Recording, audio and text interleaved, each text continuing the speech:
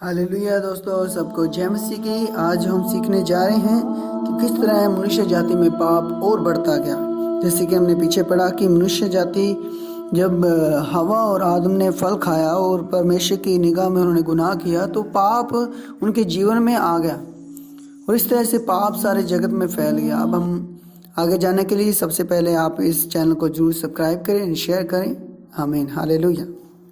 तो हम पढ़ेंगे उत्पत्ति 4 अध्याय। लिखा, जब आदम अपनी पत्नी हवा के पास गया तब उसने गर्भवती होकर कैन को जन्म दिया और कहा, मैंने यहोवा की सहायता से एक पुरुष को पाया है। हालेलुया। फिर उसने उसके बाद हाबिल को भी जन्म दिया। अब हम आगे देखते हैं कि उसने 2 लड़के, एक कैन और एक हाबिल को जन्म दिया। अब इसमें लिखा है कि हाबिल जो है वो भेड़ बकरियों का चरवाहा बन गया, भेड़ बकरियां चराने वाला था हाबिल छोटा जो था, और जो बड़ा था कैन वो क्या था, किसान बन गया। अब कुछ दिनों के पश्चात जब वो उपज लेकर जाते हैं यहोवा के भवन के अंदर, तो क्या होता है कि हाबिल की जो भेंट होती है वो तो यहोवा ग्रहण कर लेता है, परंतु क्या होता है कि जो कैन होता है उसकी भेंट वो ग्रहण नहीं करता। तो जब भेंट ग्रहण नहीं होती तो क्या होता है कि कैन को गुस्सा आ जाता है और गुस्सा आने से उसके मुंह पर उदासी छा गई। लिखा, परमेश्वर ने उसे जब बात की तो परमेश्वर ने उसे कहा 6 के 6 वचन में कहना, तब यहोवा ने कैन से कहा, तू क्यों क्रोधित हुआ, तेरे मुंह पर उदासी क्यों छा गई? यदि तू भला करे तो क्या तेरी भेंट ग्रहण न की जाएगी? हालेलुया। कहना, अगर तू भलाई को करे, अच्छा काम करे, इसका मतलब कैन अच्छा नहीं चल रहा था, वो भलाई नहीं कर रहा था। और क्या है, कहता है यदि तू भला न करे तो पाप द्वार पर छिपा रहता है और उसकी लालसा तेरी ओर होगी और तुझे उस पर प्रभुता करनी है। हालेलुया। परमेश्वर समझाना चाहता है कि आपको पाप के ऊपर प्रभुता करनी है। पाप आपके ऊपर प्रभुता न करे, पर आपको पाप के ऊपर प्रभुता करनी है। हालेलुया। उस फल के वृक्ष को, जो फल खाया था उसने वृक्ष से, उसका प्रभाव उसके जीवन में था और वो भला नहीं कर रहा था, वो पाप के अंदर था।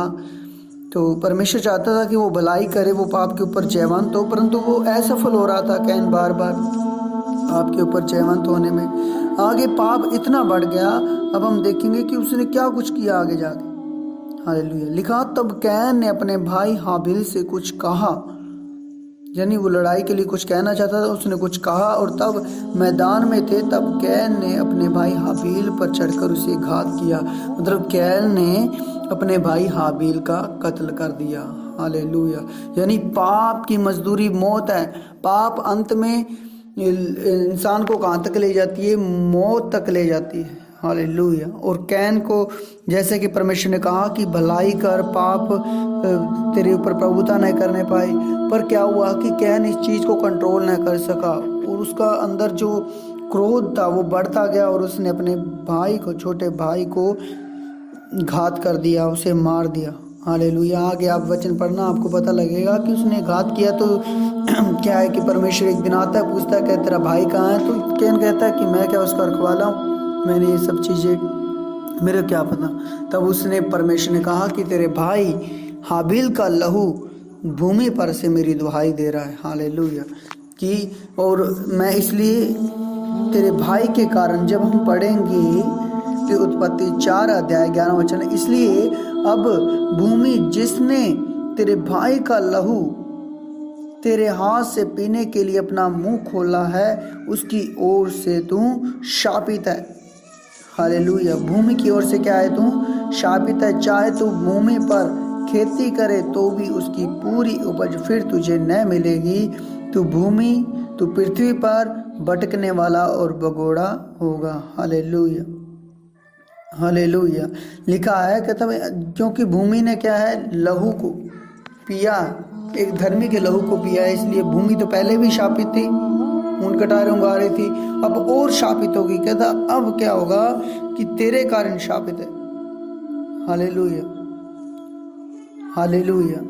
तो हम वचनों के द्वारा सीखते हैं कि इंसान जो है वो अपनी बुद्धि से, अपने ज्ञान से, हालेलुया, उसने हमेशा वो पाप की ओर ही बढ़ता रहा है। अपने ज्ञान से भी वो पाप पर प्रभुता नहीं करने पाया, बुद्धि से पाप पर प्रभुता नहीं करने पाया, पर पाप के दबाव में आकर एक इंसान जो है वो क्या है, मृत्यु की ओर चला जा रहा है। आज भी जो है जो मन नहीं फिराते वो आज नरक की ओर जा रहे हैं। परमेश्वर चाहता है कि अपना मन पापों की ओर से फिराओ, परमेश्वर की ओर आओ। तो परमेश्वर चाहता है कि पाप आपके ऊपर प्रभुता न करने पाए, आप पाप के ऊपर प्रभुता करो। हालेलुया। और आप यीशु मसीह के द्वारा अनंत जीवन में प्रवेश कर पाओ। आमीन। परमेश्वर आपको ब्लेस करे, आशीष करे, यीशु मसीह के नाम से आमीन।